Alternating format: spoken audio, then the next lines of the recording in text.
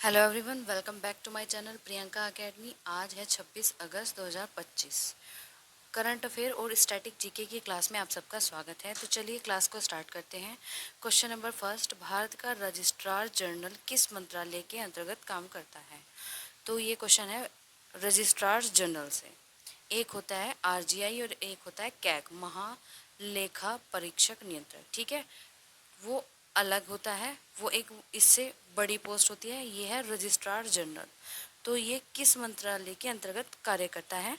तो ये है गृह मंत्रालय। अब आपको याद रखना है कि जैसे ही डेली क्वेश्चन होता है उसमें किसी न किसी मंत्रालय के मंत्री का नाम मैं बताती हूँ आपको। तो इससे क्या होगा, आपको टोटल जो कैबिनेट में मिनिस्ट्री हैं वो आपको याद हो जाएंगी। ठीक है ना। जैसे इस क्वेश्चन में गृह मंत्रालय है, और गृह मंत्रालय किसके पास है? गृह मंत्रालय है हमारे अमित शाह जी के पास। किसके पास? अमित शाह जी के। और वित्त मंत्रालय है निर्मला सीतारमन के पास। एक निर्मला सीतारमन जी से एक इम्पोर्टेंट क्वेश्चन ये बनता है कि पहली बार जो बजट था, बजट कैसे पेश किया जाता था? ऑनलाइन। ऑनलाइन मतलब ई बजट किसने पेश किया है? तो वो है हमारी निर्मला सीतारमन जी। और जो जीएसटी की अध्यक्ष होती हैं वो भी निर्मला सीतारमन ही हैं। जो वित्त मंत्री होती है वही हमारे जीएसटी काउंसिल की अध्यक्ष भी होती हैं। क्वेश्चन नंबर 2 करते हैं। क्वेश्चन नंबर 2 है rethinking home stay navigating policy pathway report किस संस्थान ने जारी करी है? तो ये की है नीति आयोग ने। अब आपको नीति आयोग डेली आपको कुछ ना कुछ दूसरे या तीसरे दिन आपको नीति आयोग से संबंधित क्वेश्चन भी मिल जाता है। तो आपको इसके अध्यक्ष और उपाध्यक्ष प्रेजेंट टाइम के और फर्स्ट टाइम के अध्यक्ष और उपाध्यक्ष जरूर याद होने चाहिए। ठीक है। तो नीति आयोग के अध्यक्ष कौन है? हमारे पीएम मोदी, प्रधानमंत्री। ठीक है। और इसी में है भारतीय रिजर्व बैंक। रिजर्व बैंक की स्थापना कब हुई? 1955 में हुई, जो बैंकों का बैंक कहा जाता है। ठीक है, आगे चलते हैं।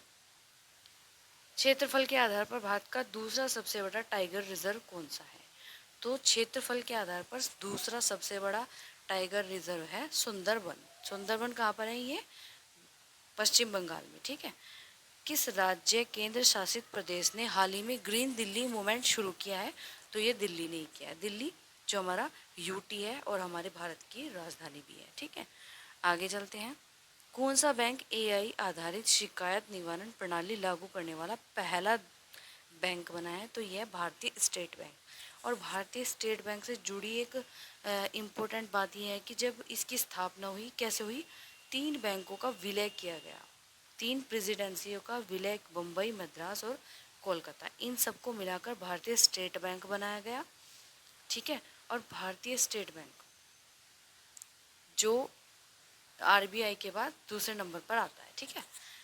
उसके बाद चलते हैं अगला क्वेश्चन। विश्व डिजिटल प्रतिस्पर्धा सूचकांक 2025 में कौन सा देश पहले स्थान पर रहा है? तो यह है सिंगापुर। और सिंगापुर की राजधानी क्या है? Singapore city. सूर्य के अध्ययन हेतु सूर्या एआई किस अंतरिक्ष एजेंसी ने विकसित किया है? तो ये किया है नासा ने। और जो नासा है, कहाँ की अंतरिक्ष एजेंसी है? ये है यूएसए की। ठीक है। नेशनल स्किल कनेक्ट पोर्टल किस मंत्रालय ने शुरू किया है? तो ये किया है कौशल विकास मंत्रालय ने। 2025 महिला हॉकी एशिया कप किस देश ने जीता है? तो ये अपने देश भारत ने जीता है। याद रखना है कि हॉकी एशिया कप की बात हो रही है और उसमें भी महिला की। ठीक है ना।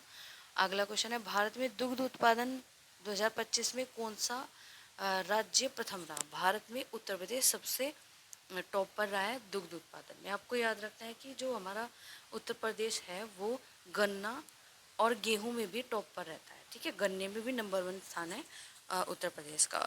अगस्त 2025 में सेबी का नया अध्यक्ष टीवी सोमनाथ को किया गया है। टीवी सोमनाथन। कौन सा राज्य कन्या सुरक्षा योजना लेकर आया है? तो ये बिहार लेकर आया है। कन्या सुरक्षा योजना कौन लेकर आया? बिहार। बिहार की राजधानी पटना है। भारत का कौन सा हवाई अड्डा सर्वश्रेष्ठ सतत हवाई अड्डा चुना गया है? तो ये बेंगलुरु हवाई अड्डा चुना गया है। किस भारतीय संस्थान ने कम लागत वाला फेफड़ा का कैंसर पहचान उपकरण विकसित किया है? आईआईटी बॉम्बे ने किया है। आईआईटी बॉम्बे ने। लास्ट क्वेश्चन है 2029 एशियाई शीतकालीन खेलों की मेजबानी कौन सा देश करेगा? तो ये करेगा सऊदी अरब। सऊदी अरब। तो ये थी आज की करंट अफेयर की क्लास आपको कैसी लगी कमेंट करके ज़रूर बताएं। वीडियो को लाइक करें और चैनल को सब्सक्राइब करें। धन्यवाद।